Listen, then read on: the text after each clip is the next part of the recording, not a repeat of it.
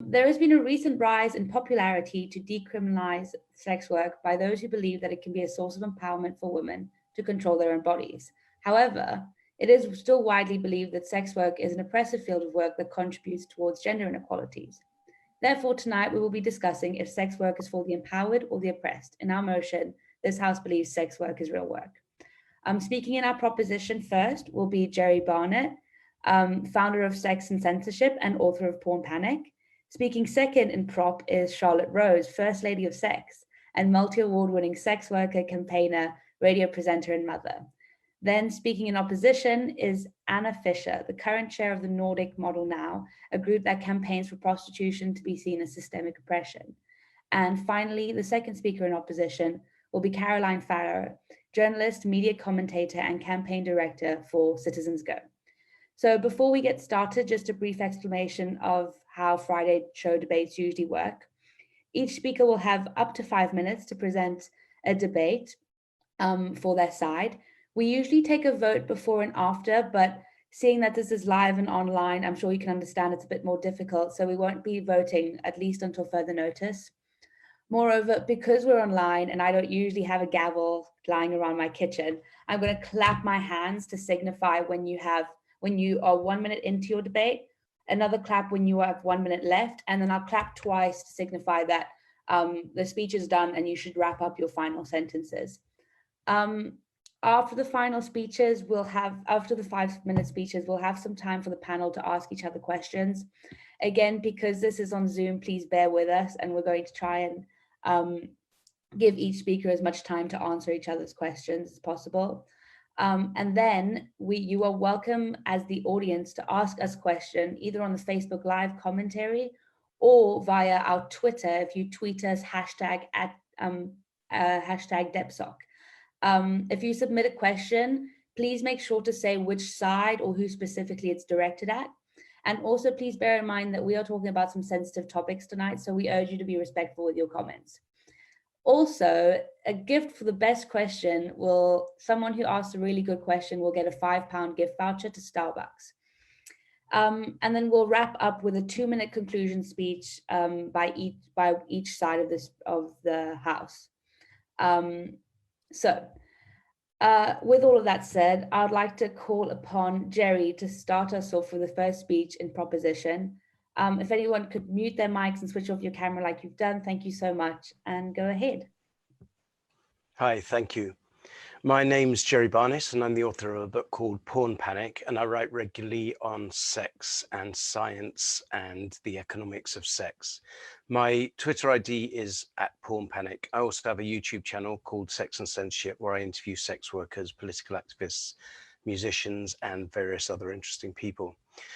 This Exeter debate has become a regular fixture for me, and I think this is either my 4th or 5th time here. Sadly, this year, because of the pandemic, there will be no after debate drinks in the Ram, which is probably the best bit, to be honest. And I hope to see some of you back at the Ram in 2021, should I be invited back. Last year at this time, myself and Charlotte Rose were both here to discuss the proposition this House would watch porn. And we won the debate because you would watch porn, wouldn't you? And in fact, you do, don't you? And this year, we're here to discuss the proposition sex work is real work. And let's face it, it is, isn't it? So I'm going to use this definition of work, a voluntary exchange of time or labor for money or some other payment.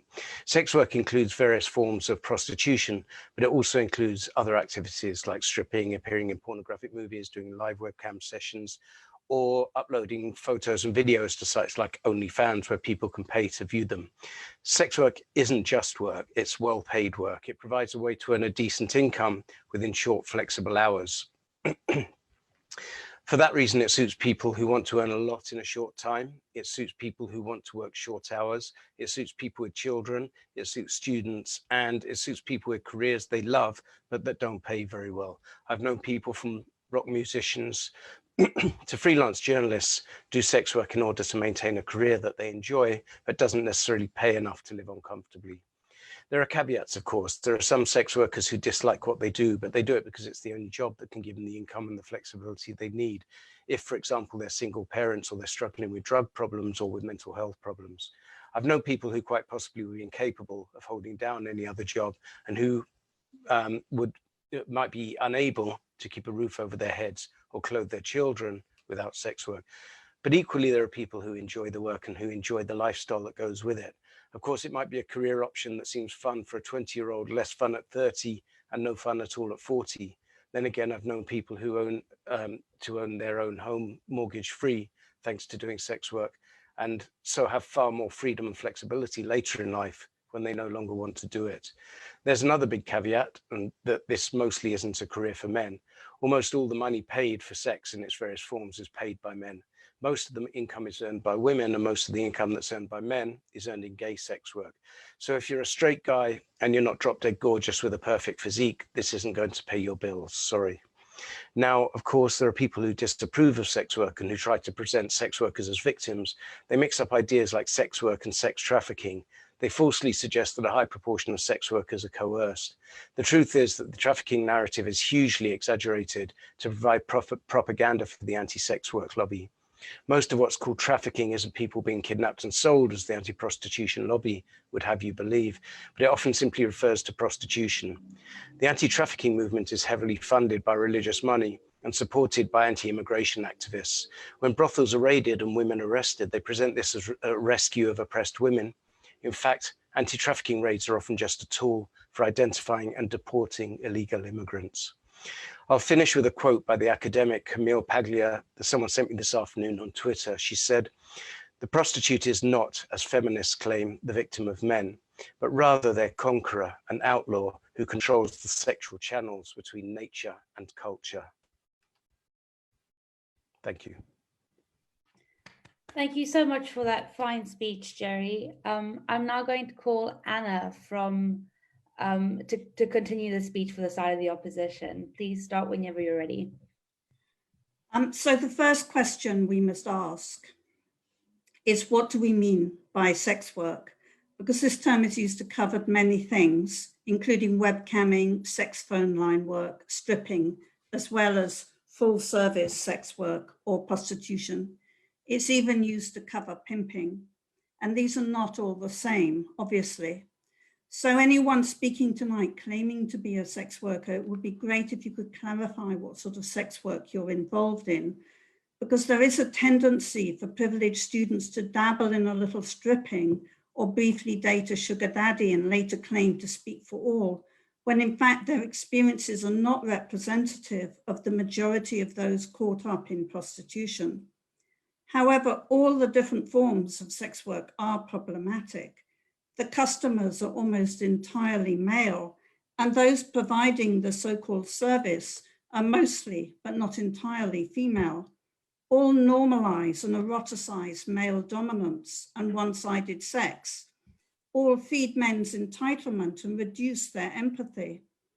These attitudes underpin the current epidemic of rape, child sexual abuse, and other forms of male violence against women and children. I don't have much time, so I'll stick to talking about prostitution per se. I want to tell you how some of the women in Nordic Model Now who've been in prostitution describe it. First, Megan. When she was 23 and particularly vulnerable, she went on a date with an older man she had met online. On that very first date, he pimped her totally unexpectedly. It took her 9 months to escape his clutches. She says, if real work is having a 70-year-old drunk man getting aggressive and asking for his money back because you won't continue without a condom, if work is being filmed having sex without your consent, if work is being slapped, beaten, and told you're a worthless whore, then yes, it's work. Next, Harriet. Due to a series of personal catastrophes, at the age of 26, she was facing street homelessness and turned to prostitution to avoid it. She described it like this: people think prostitution is about having consensual sex for money. It's not. Those men don't want to pay for that. They paid me and then used me however they wanted. I was beaten with objects until I bled, spat at, anally raped, passed around at sex parties like a toy, men slipping off their condoms. I was shouted at, threatened, choked, told to look like I enjoyed it or he'd take the money back, I was scared every single second. You may think these experiences are not typical, but we have testimony from more than 80 women on our website that tell a similar story. The next question we must ask is, what is real work? The nearest I came to finding a definition is the UN's one for decent work. It says, decent work is productive work for women and men in conditions of freedom, equity, security, and human dignity. Can prostitution meet this definition? I don't think so. But in case you're not convinced, let's consider what punters actually pay for. He pays her, 1, so he can use her body, including her vagina, rectum, mouth, and breasts, for his personal gratification. 2, so he'll be assured of flattery. 3, so he can insult her, for example, by calling her bitch or whore. 4, so the exchange takes place outside all the conventions that govern normal human interactions. This shows that prostitution is something that someone with more status and resources does to someone with less. It is not productive. As Dana Levy, another prostitution survivor, put it, in prostitution, there is a certain amount of labor and actual service, but it's not a prerequisite for the deal. The minimum condition is only that you have body temperature. So no, prostitution is not real work. Rather, it's a mechanism to maintain male dominance and the patriarchal system, which is the fertile ground in which all other systems of oppression thrive. Thank you. Thank you very much, Anna, for that great speech on behalf of the opposition. I'm now going to ask Charlotte Rose to please continue the case for Prop. Hi all, I'm Charlotte Rose at Rose Talk Sex on Twitter. I'm a former multi-award winning escort, current radio presenter and advocate for decriminalisation of sex work. So I just want to discuss something that may affect your moral judgment. How do you all feel when I mention people who work in abortion clinics, abattoirs, factory farmers, nuclear power station workers, just to name a few? For me, I don't like it, but just because we may not like what these people do, it does not give us the right to state that their work is not legitimate. What winds me up the most about these sort of debates is that until you've worked as a sex worker, you've got no right whatsoever to dictate anything against what I do or others. The ignorance of people is that most opposing arguments are based around sexual abuse, exploitation or trafficking, which is nothing to do with sex work. Sex work consists of consent. Anything that doesn't is illegal. And remember, sex work is legal. For those of you who don't know what I mean, it means that people who choose to do sex work, like myself, and people who don't, they need the support to exit. But for those who do, we need to be removed from that conversation, the conversation that many radical feminists think they know what's best for us. And trust me, they don't. Their conversations are misconstrued views of violence towards women, which doesn't even take into consideration men who work in the sex industry. So already they've got a sexist, dehumanized view of my work. And these people are the ones that cause the most dangers to people like me, spreading misinformation about something they know nothing about. So now you've heard from the opposition in how they want to delegitimize my work. Let me tell you what my work actually entails. It begins at 7 a.m. with the phone, switch it on and wait for hundreds of messages to come flooding through.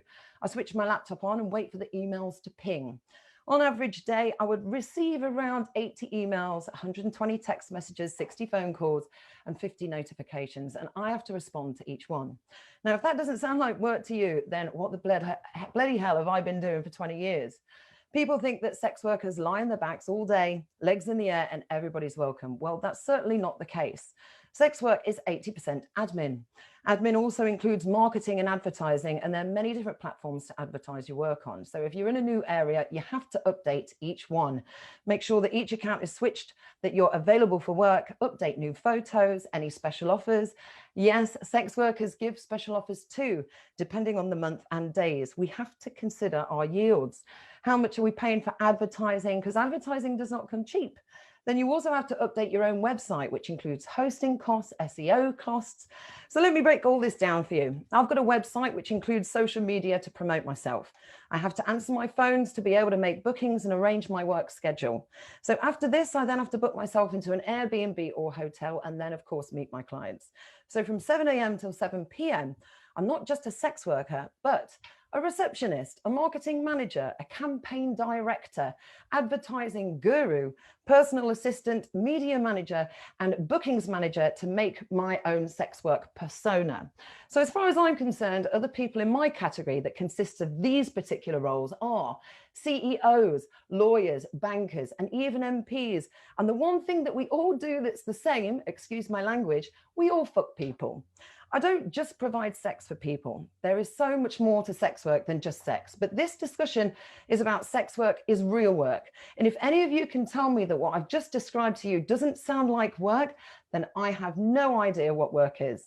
The last thing I'll mention is that Caroline Farrow is here tonight. The opposition, her Twitter bio also states she's a campaign director and media commentator. Well, doesn't that sound similar to the work that I do? I've told you that this is what I do. So maybe you and I, Caroline, have got something in common. Or will you dismiss this just because you don't want to be doing anything similar or an activity towards a sex worker?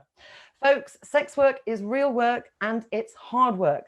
But one thing I've always been told, you don't get something for nothing. Without hard work and determination, you'll never achieve anything. Work hard, play hard, and live life. And lucky for me, my job gave me the ability to achieve all of those things, empowering me to be the best person I can be. Thank you. Thank you so much, Charlotte, for that speech and concluding the part on the proposition. I'm now going to ask Caroline to finish the 5-minute speeches for us.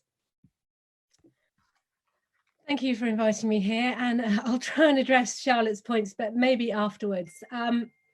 So labour, toil, exertion, effort, slog, all of these words are synonyms for work, and they aptly describe the process of selling your body for sex. Performing fellatio, being penetrated in one or all of your orifices 10 or more times a day by often physically repellent men lacking in personal hygiene in return for payment definitely constitutes work of a backbreaking and often soul-destroying variety. You know, as Anna said when she was quoting another survivor of prostitution, she said, if work is being slapped, beaten, told you're worthless whore, then yes, it's work. But you know, just because something constitutes work, it doesn't mean that it's inherently good, harmless, or empowering, and should be accepted as the norm, as perhaps the title of this debate suggests. In fact, the only reason we really use the term sex work instead of what the majority of it is, which is prostitution, is to legitimize and sanitize the unsavory and degrading sex trade, which is a gross affront to human dignity and a form of modern slavery from which many of its participants cry out for relief. You know, throughout history, we've used euphemisms to disguise the most egregious abuses of human rights. Years ago, a pro-slavery strategist suggested that the phrase slaves should be replaced by assistant planters. Then, he said, we shall not then hear such violent outcries against the slave trade by pious divines, tender-hearted poetesses, and short-sighted politicians. Now, when we use the term sex work, we are doing exactly the same thing. Now, the reason why the phrase sex work is used to normalize the commodification and use of bodies, and it is, as Jerry said, predominantly female bodies for the sexual gratification of men.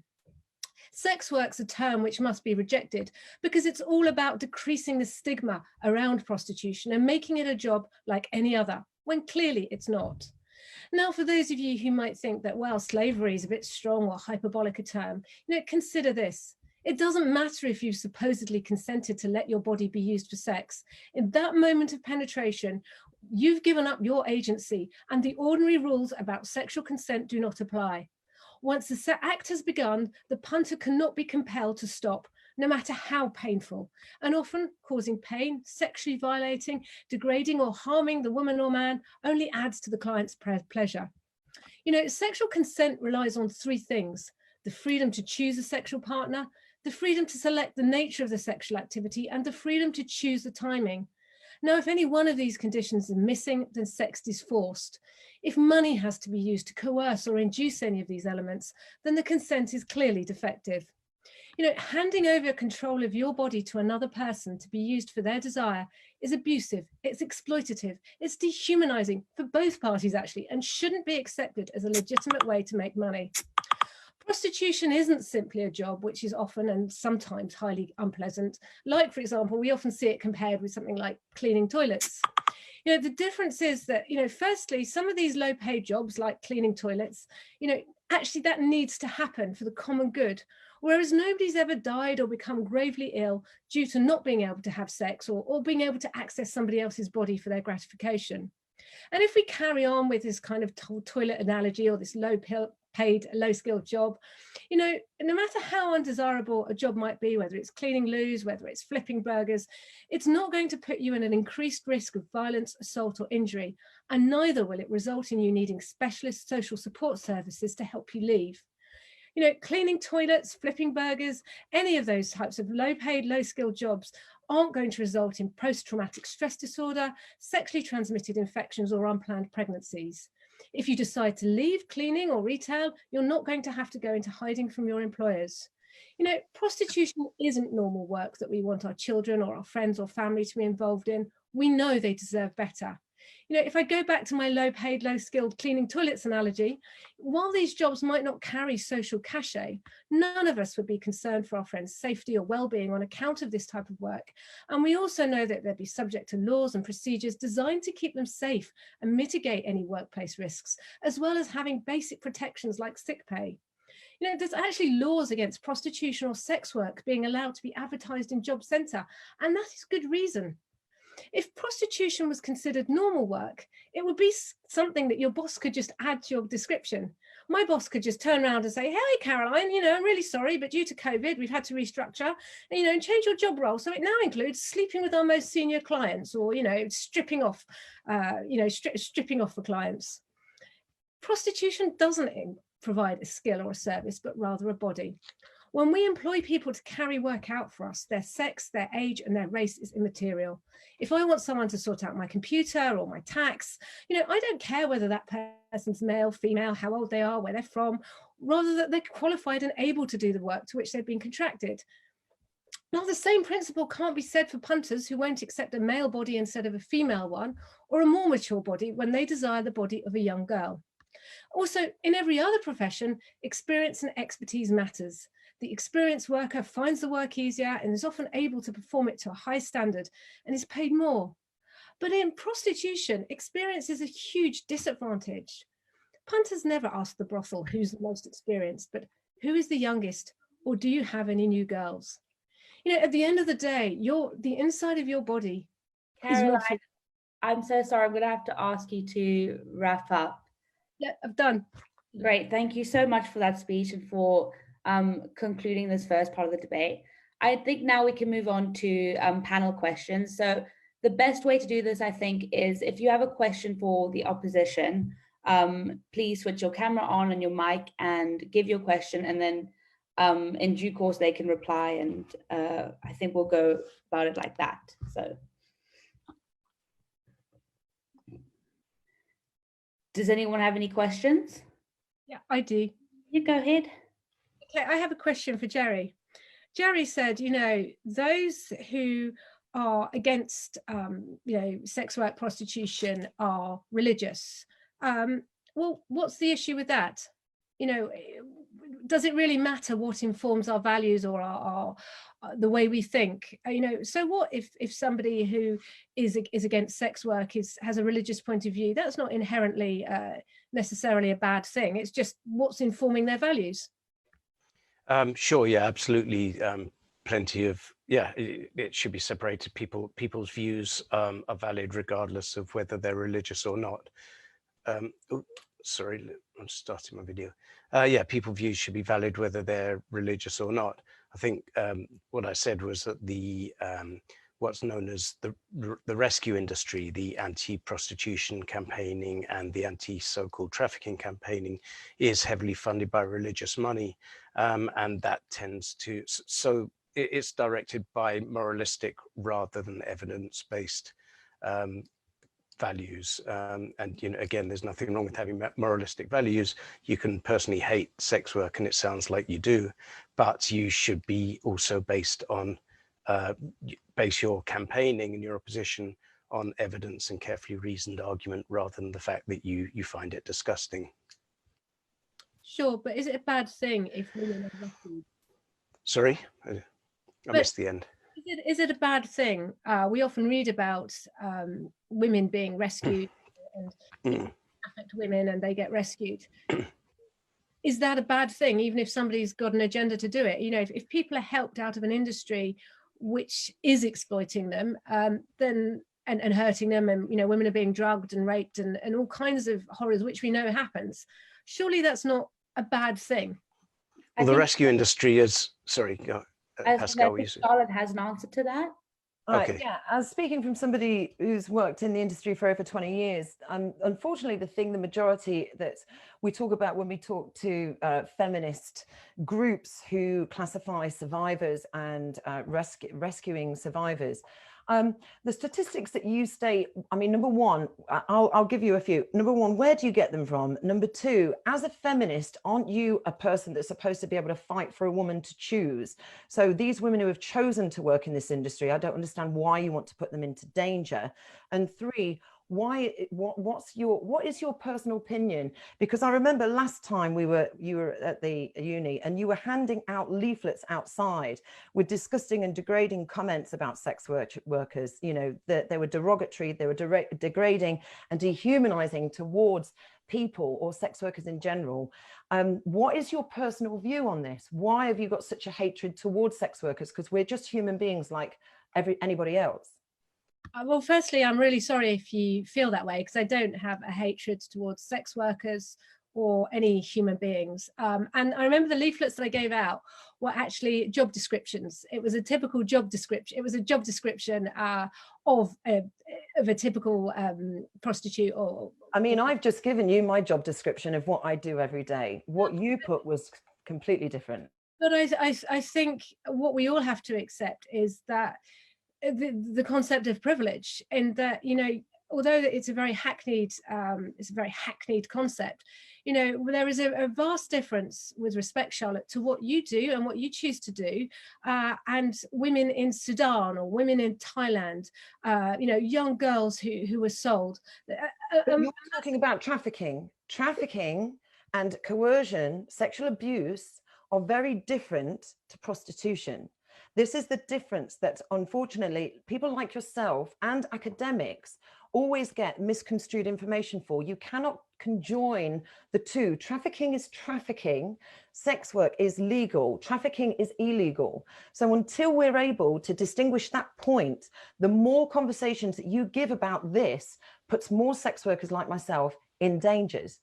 Well, no, I'm you know, and I'm sorry if you feel that, but surely somebody's opinion doesn't put you in any more danger than... Of course it does, because your opinion goes out to the masses, creating misconstrued information. And that's the damage, that when it goes to criminalizing the purchase of sex, all that does is mean that sex workers will have to go deeper underground to be able to do their work, which all the safety standards that they have are thrown out the window. Can you not actually see that what you're doing is actually causing more damage to human beings than protecting them is what you want to do? I don't believe that that's the case. And I certainly don't believe that ideas and debating things are dangerous and cause harm. I think actually when we start saying, well, you can't debate X, Y, Z because it's dangerous, what I perceive as danger is the danger from violence, you know, the danger of drugs. And, you know, you say that trafficking and sex work are different things, but there is clearly and obviously an overlap. And also you talk about free choice, but actually very few of us, whatever choices we make, we rarely make choices in a vacuum. I think Anna might have. Anna, do you have a response? I've noticed you put your camera on.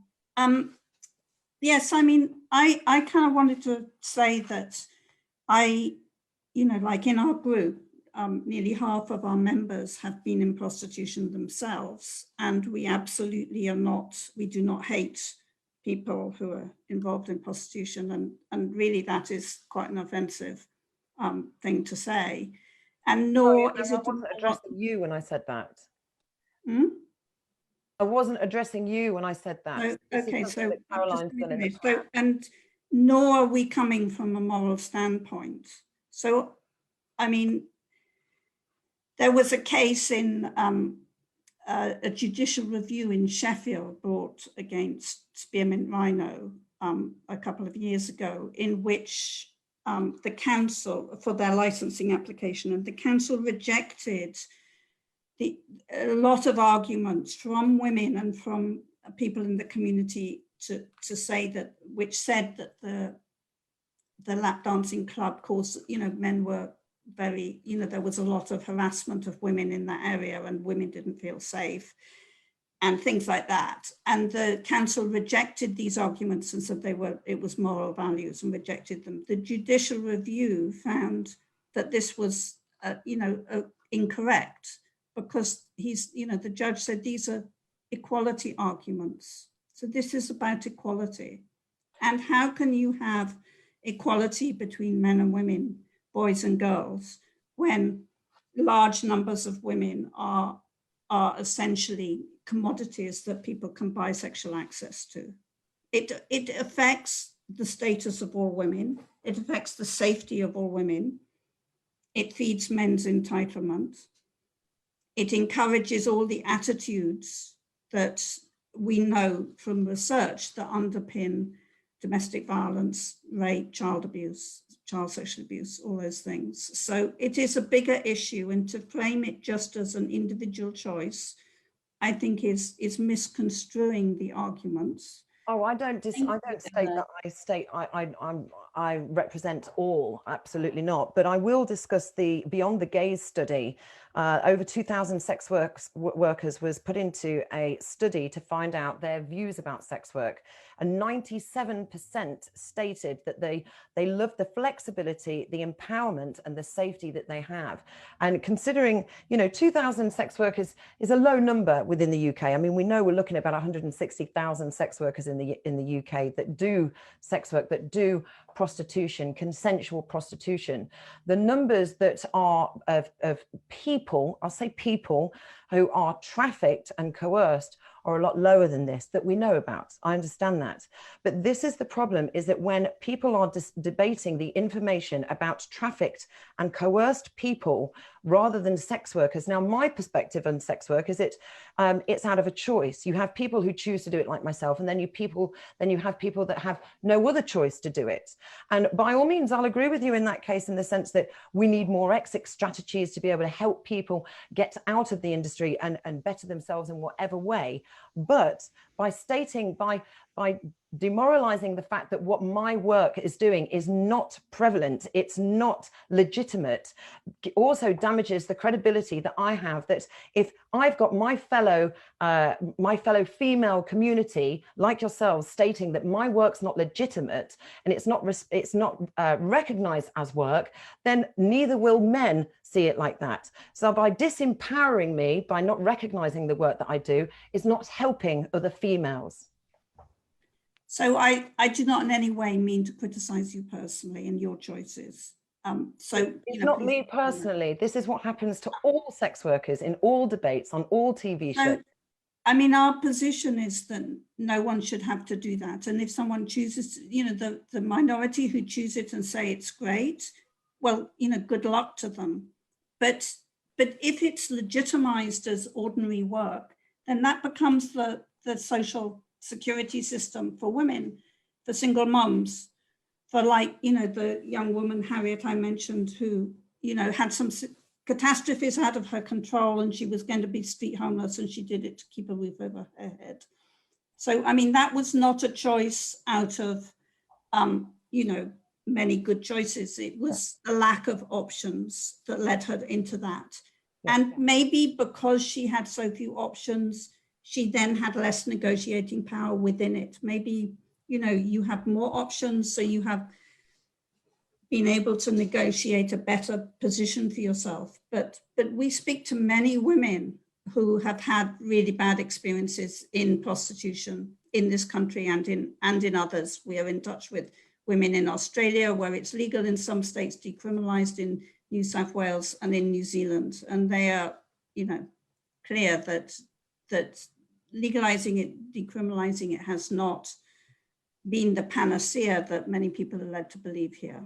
It's strange that you say that, because I was there at Parliament when they did the the symposium in regards to decriminalisation of sex work, and there was 52 different continents that that people represented those areas came to and stated how important it was to decriminalise.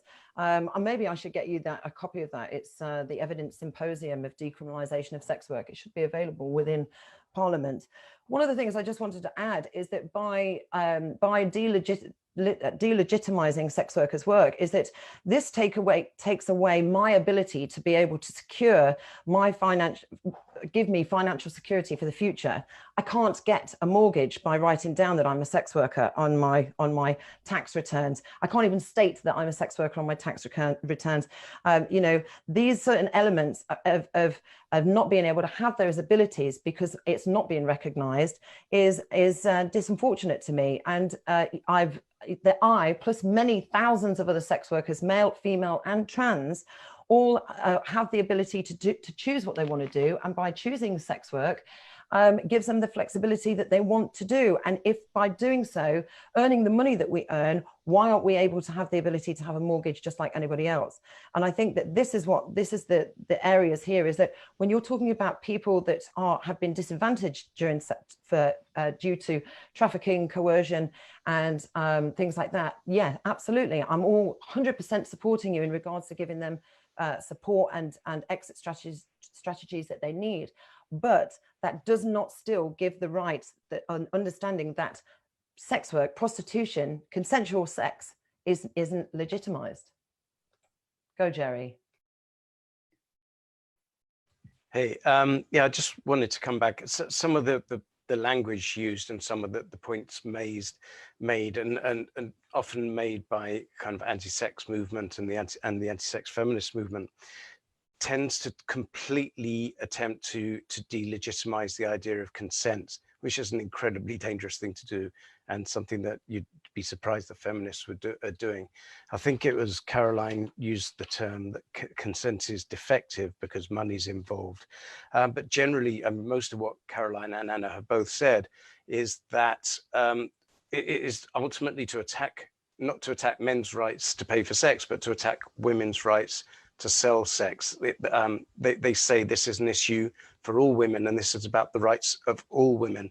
But of course it's not, because you're actually campaigning to stop some women doing what they do, and most of them choose to do, because you're claiming a women's right to stop other women selling sex.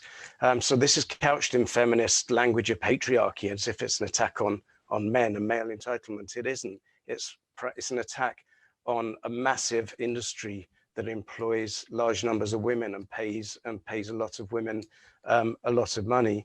There was briefly the anecdote about spearmint rhino, and that women didn't feel safe in the area.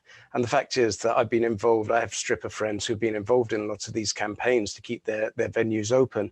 And these claims are false. They come up over and over again, that the presence of a strip club in the area makes women less safe. And this has been debunked using evidence over and over again. So the idea that women don't feel safe in the area is a different thing. I mean, unfortunately, if women don't feel safe, that's sad, but then they need to acquaint themselves with the facts that actually the presence of a strip club in an area does not lead to an increase in sexual violence. And yet these kinds of things are continuously claimed to make it look like this is a women's rights movement rather than the morality movement, which it is.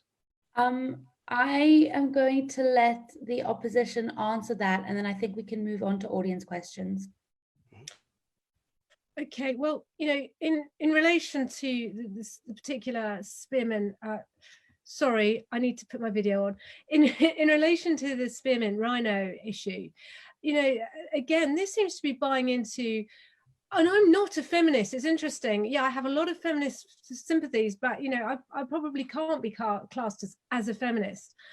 But, you know, this feeds into a kind of a lot of patriarchal ideas about oh, silly hysterical women, you know, not feeling safe. Well, if only they understood the facts and the evidence and the science, then they would. But the thing is, why don't women feel safe?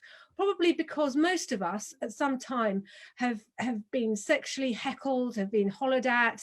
You know, it's an everyday thing. And if you've been subject to a sex attack, or, you know, sexual violence of any nature, when somebody calls you out sexually, it is frightening, it is intimidating, and it's that kind of visceral part of your brain in your body. You know that if a man attacks you, then you may not be able to fend him off. And if women are feeling unsafe, it's because, you know, in these areas, in these red light areas where there are, you know, sex workers, prostitutes, strippers, you know, they are mistaken for one of them. And you know, actually, when you see you know, porn, when you see, and I know obviously Jerry will disagree, but it is designed, it kind of, it elicits a visceral response. And so, you know, men are sort of put in the mood for, oh yeah, maybe she, you know, she's one of those girls that I can holler at. So, you know, a woman who's not feeling safe for whatever reason shouldn't be blamed and shouldn't be told,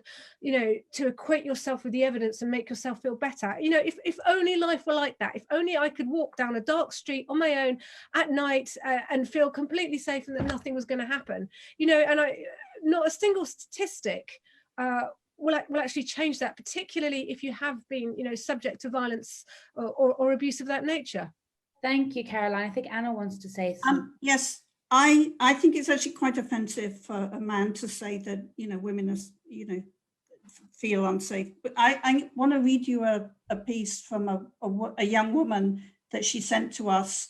She said, I was a student at University College London and my campus was right next to Spearmint Rhino. Every day as I passed it, I had to endure vile comments from the male clients. Not only that, but many times I'd get approached by the personnel who worked there, telling me about all the money I could make. It was horrible. She goes on to say that her grandmother lives in Stuttgart in Germany, where we know that prostitution is legal. And she says they have this place called the Paradise Club. It's a large brothel owned by two rich men. I've been in that part of the town and you get harassed there. And this is the nasty bit, the men who use them are vile. If you're blonde like I am, you get real sleazebags come onto you. Their attitude to women is appalling. They take it from the clubs and the strip joints out into the street. So, I mean, that's just one woman's testimony, but it shows that it's just one woman's testimony. It's an anecdote. Yeah, and on that note, I think we can now move on to audience questions. We've had some really good ones in the comments. Ariana Mendel says specifically for Anna, there's exploitation in the music industry and the world works on connections. Thus, many are subjected to coercion and to fundamentally to focus on their financial and personal goals. Does this mean that jobs with high risk are any less legitimate than those without?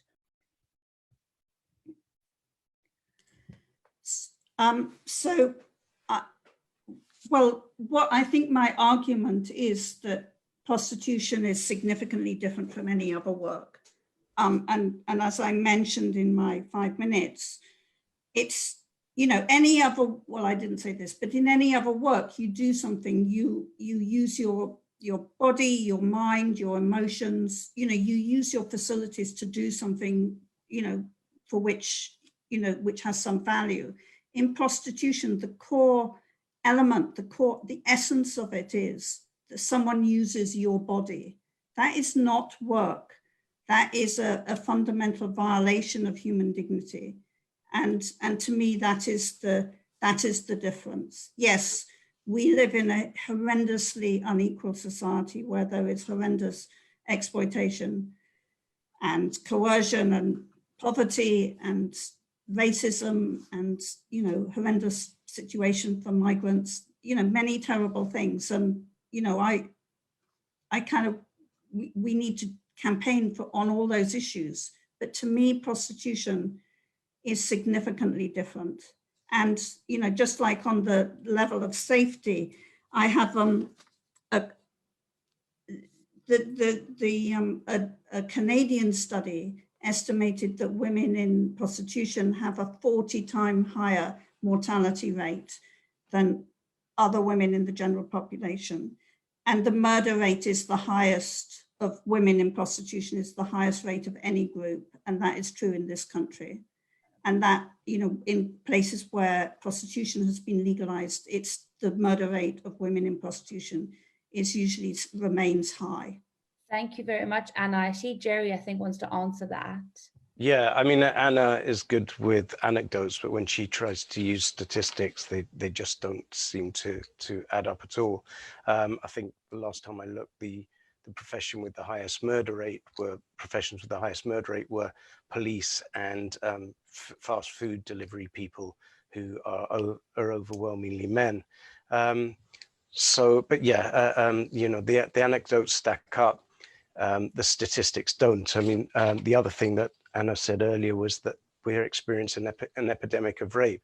And if you define an epidemic as a steep, sustained increase, then that's not true. We're experiencing, the Western world has seen a steep decline in sexual violence for 50 years. I mean, something in the US, it's been something like 85% over the past 30 years, I think. So, you know, it's terrible that sexual violence still exists and it is still widespread.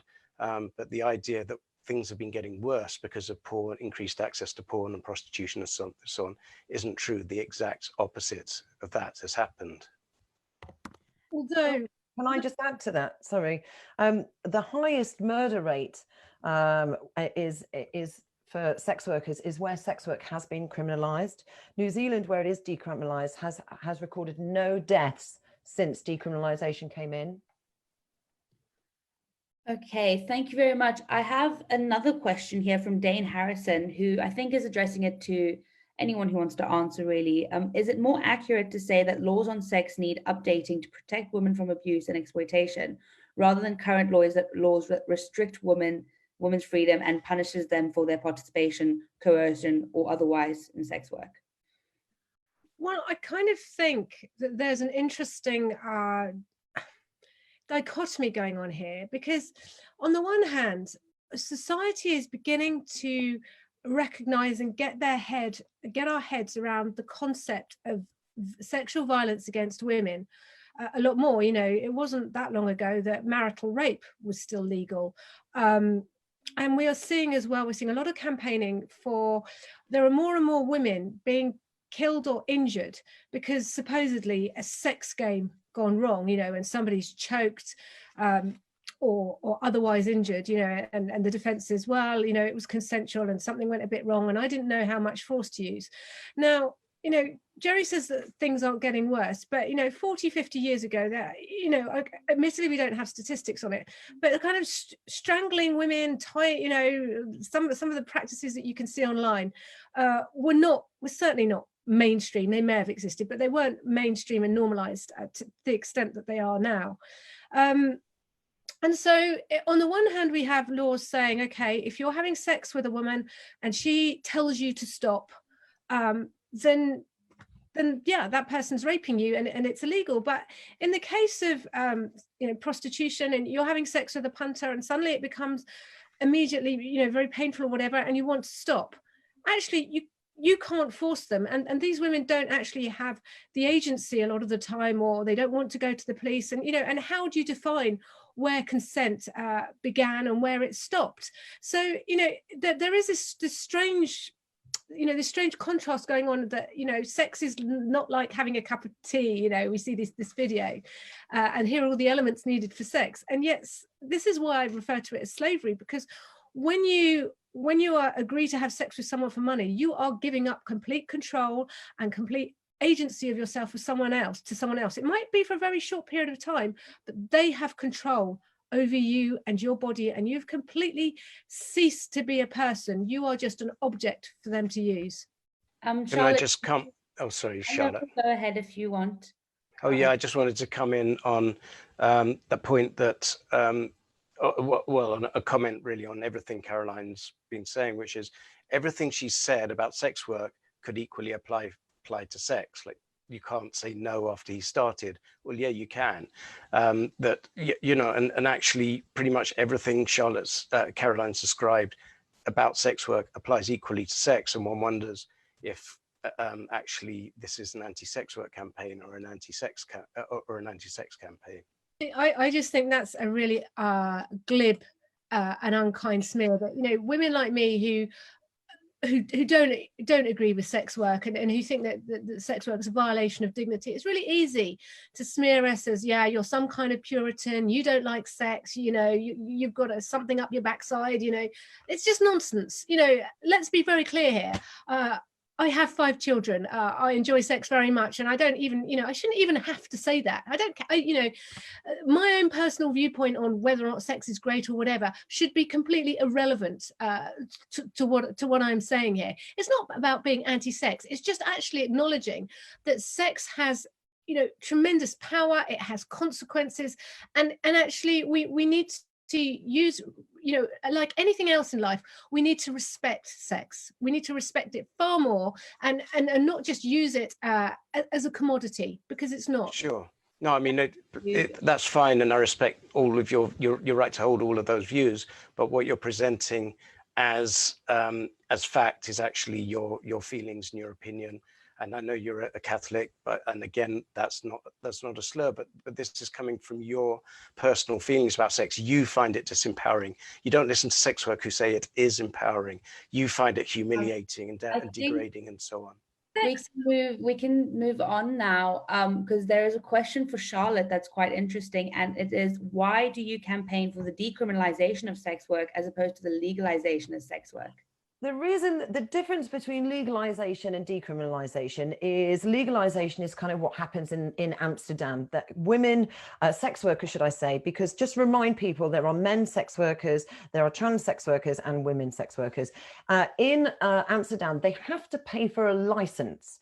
So first of all, they've got to give a large amount of money to be able to get a license to give them the ability to work and be in a legitimate premise.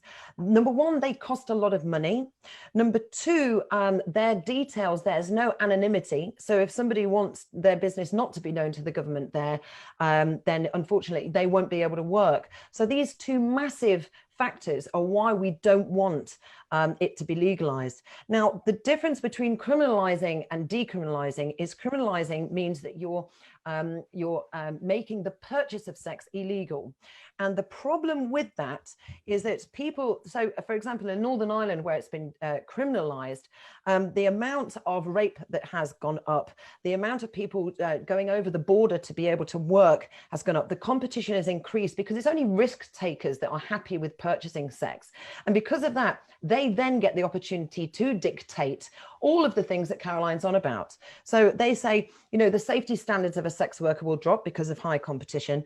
Other standards, sexual standards, whether or not they'll use a condom, will drop because of the rising competition. Because when criminalizing the purchase of sex seems to be a great idea by most feminists and religious views, it's actually doing more dangers because it drives it deeper underground, and with it having it's out in the open gives people an opportunity to feel safe, to be able to discuss consent properly, to be able to say the do's and don'ts of their transaction.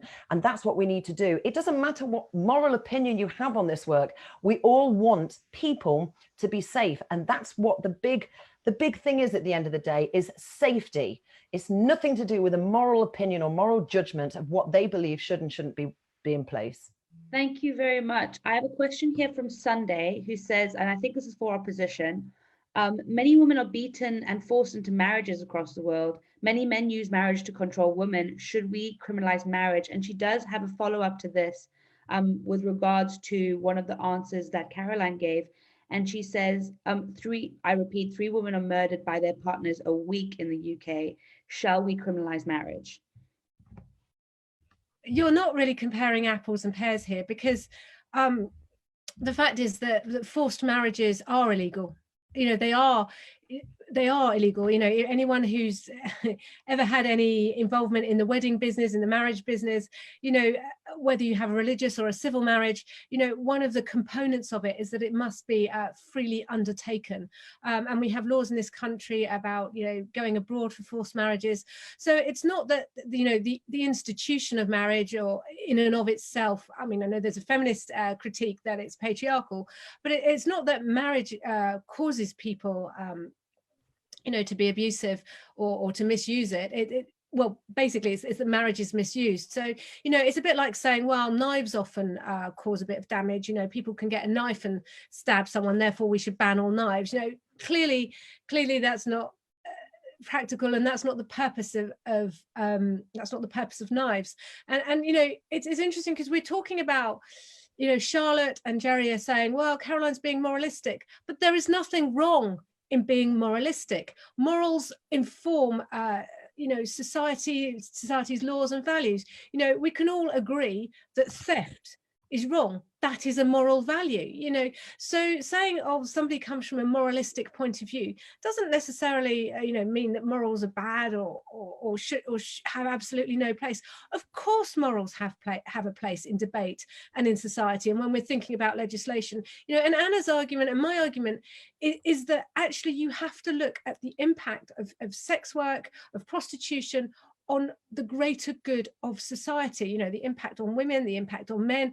It isn't just about individual freedom to do whatever they please, to do whatever we please. We have to acknowledge that with rights come responsibilities, and it's about looking at the common good and the greater good, rather than, well, you know, if I want to do this, this is my right, you know, to do this. You know, if you don't like drink driving, don't drink and drive. You know, everything we do in life is informed by morals and moral values. And I don't think we should shy away from that. Okay, our morals may differ, but saying, yes, Caroline, you're so moralistic. Well, you know, so what? That's not in and of itself a bad thing or a condemnatory thing. You know, not everything has to be necessarily 100. Yes, we need evidence-based policy and we need to make sure that we get things right, but actually there's nothing wrong in saying, do you know what, as a society we are going to say that sex work is not a legitimate way of earning money, and that's why it's not advertised in job centres, because actually that there is an acceptance that vulnerable people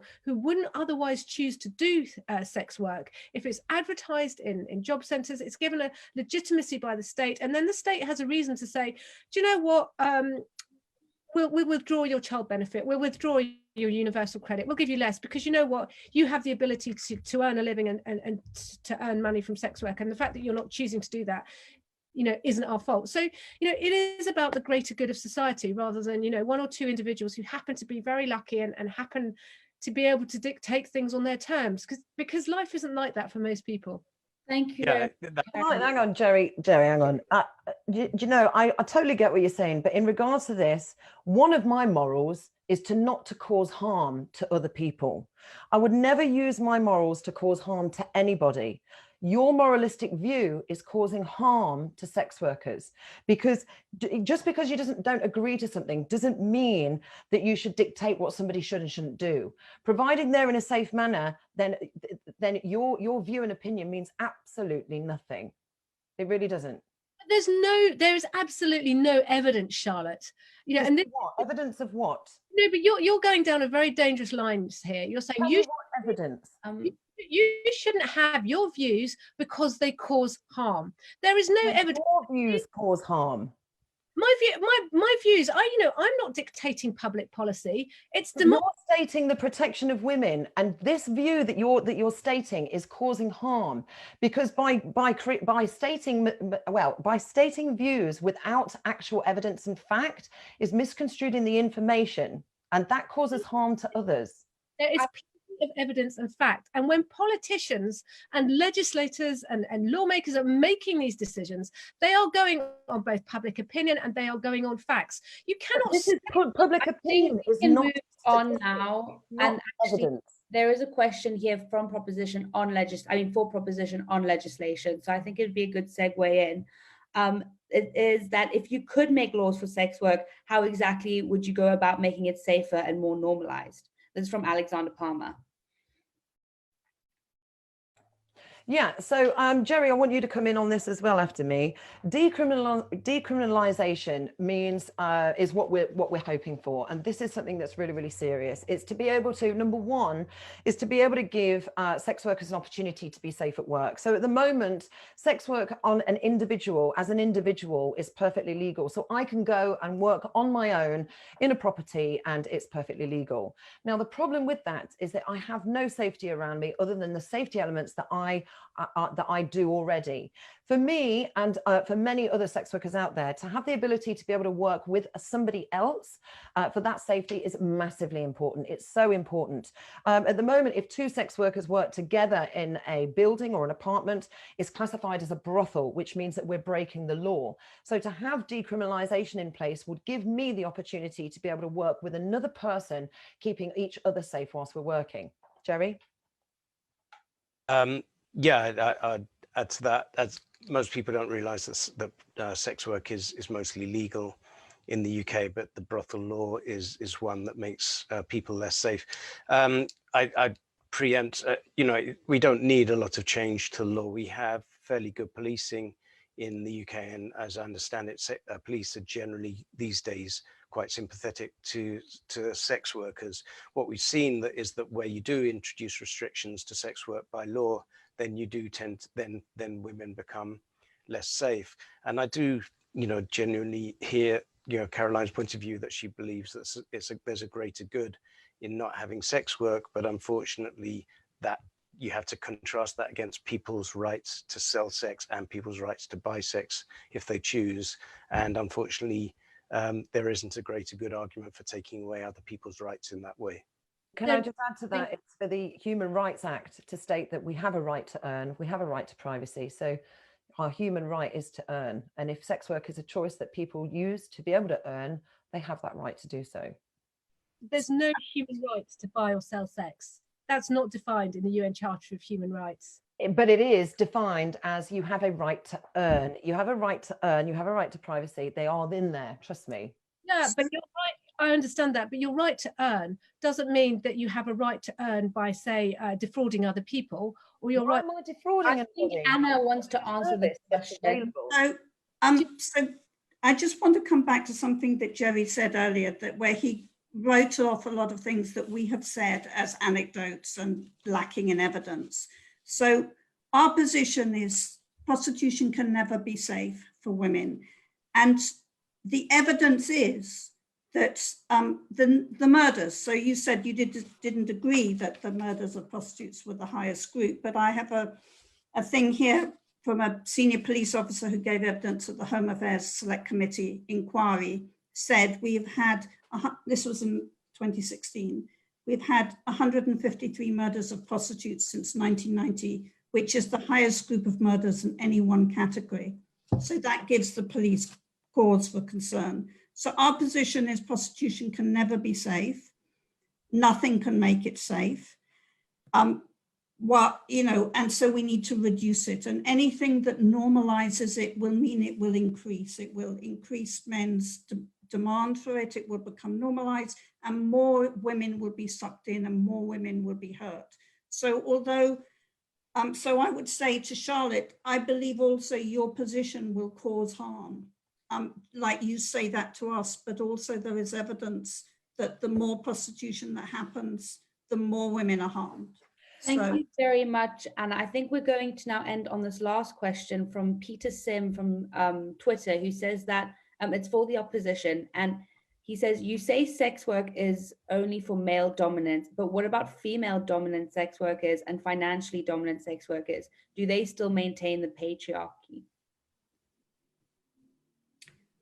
I would say that the numbers of, and Anna will have the stats at her fingertips more than I do, I think, on this one, but the numbers of women who use sex work or, male prostitutes are minuscule and minute.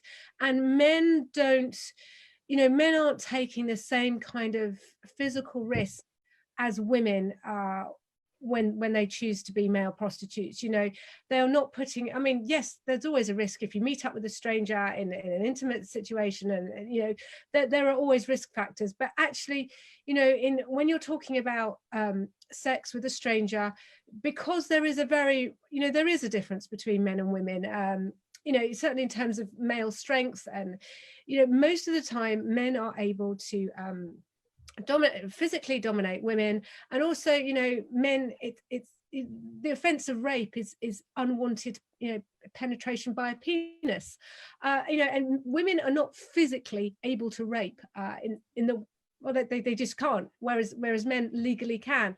So I cannot see the notion of male prostitutes sort of somehow helping female empowerment really washes. And it's interesting as well.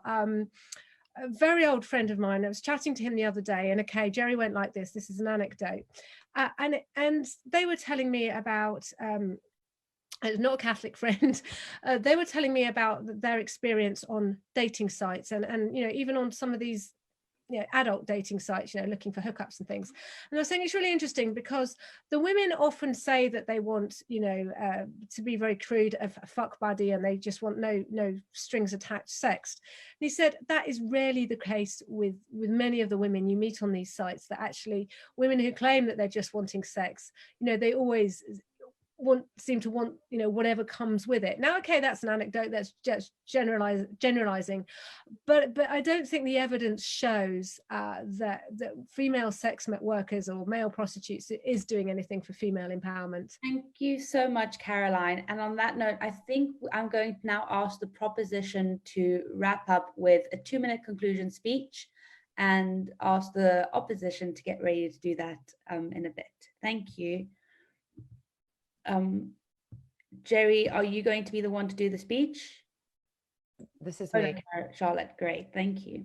Okay, I don't know how long this is. I've just been taking notes. The unfortunate thing about the opposition is that the case that they refer to is always about trafficking and coercion. And you've got to be reminded that this is very different. It's a very different subject. We're talking about sex work. The opposition are often saying that it's not safe, but there are prostitution as supporting businesses that help us to be safe. Ugly Mugs is there, Klein Eye is there, Fanbaits, but the only way to be truly safe is for the industry to be decriminalized. The opposition has talked about prostitution as a high murder rate.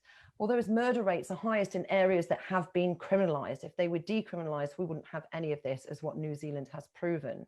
When the opposition talk about statistics, there are no real statistics.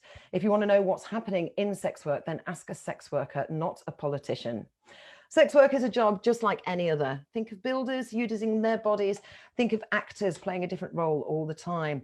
And if consent has not been given, this is not sex work. Forced sex is against the law. It's not sex work. I've told you of what my job role consists of. Does this not sound like work to you? Remember, sex work is 80% admin before the actual act itself. I love sex. I enjoy times with many different people in different places and with different tools for the job. Just because you have a moral judgment against the work I do doesn't mean you should delegitimize what I do. It is people like Caroline that causes dangers. Her arguments put women at risk. She's not seeing the bigger picture. She doesn't help. Again, the people arguing have never done sex work. They've never felt the empowerment or liberation of choosing which vibrator they're going to use tonight, or which strap-on the client is going to get. And yes, they will get. Only you can decide what you want to do for work. Don't let anybody else choose it for you. Sex work is work. Simple. Thank you very much, Charlotte. Would the opposition now like to come and conclude with a 2-minute speech? I can't see Caroline, so maybe I shall just go ahead. So R.H. Tawney, the economic historian, famously said that freedom for the pike is death for the minnows. This is a metaphor for the central tenet of social democracy, that freedom is not possible without equality, that inequality is a barrier to freedom, and true freedom resides in the community rather than the individual.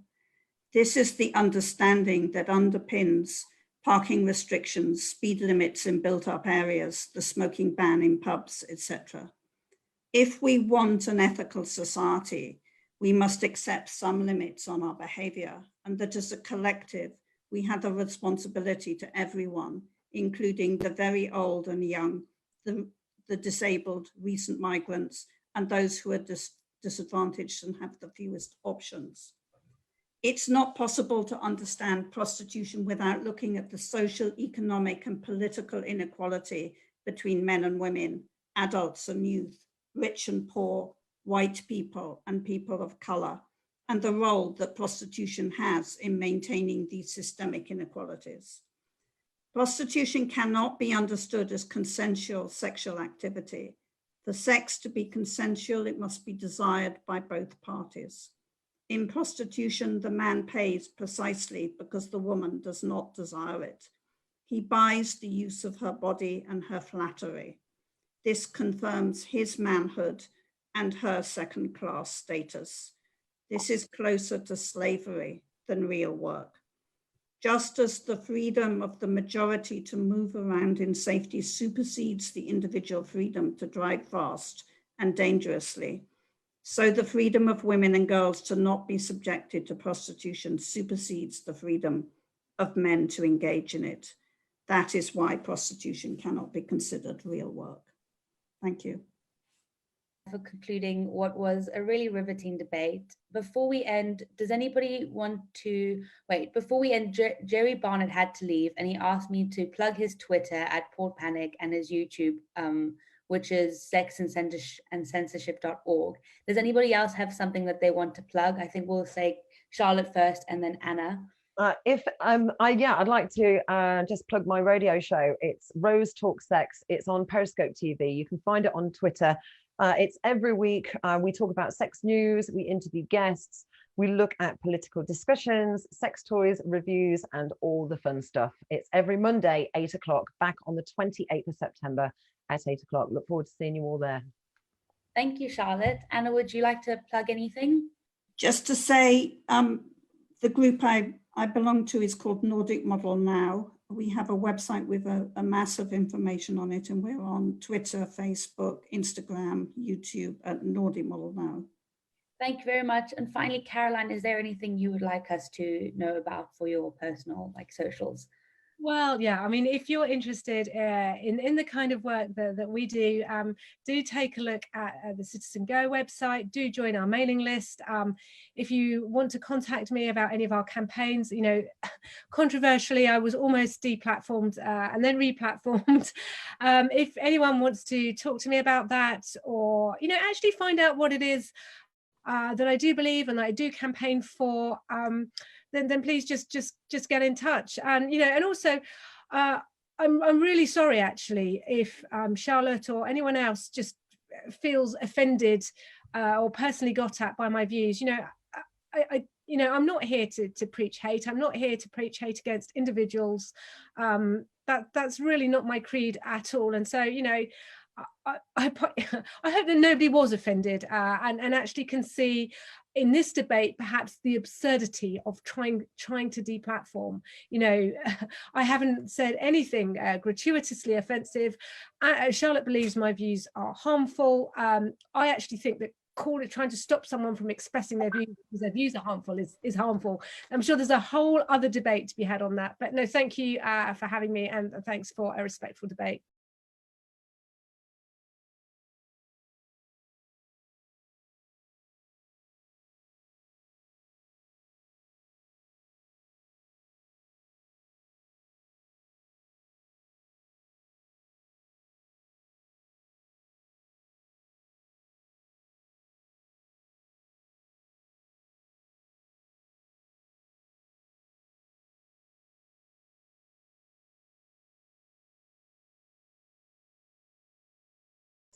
Do we hear the vote?